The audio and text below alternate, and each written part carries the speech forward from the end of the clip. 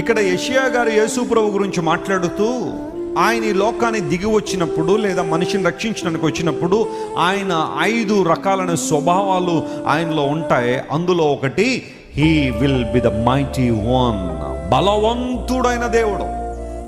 మన దేవుడు బలహీనుడు కాదు. స్తోత్రం చెప్పండి, హల్లెలూయా.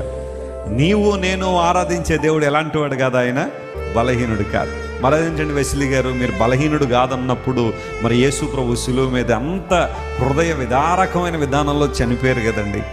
ఆయన మేకులు కొట్టేస్తూ ఉంటే తీసుకోలేని పరిస్థితులు ఉన్నాడు. బళ్ళంతో పొడి చేశారు, కొరడాలతో కొట్టేశారు, శిలువకు దిగగొట్టారు.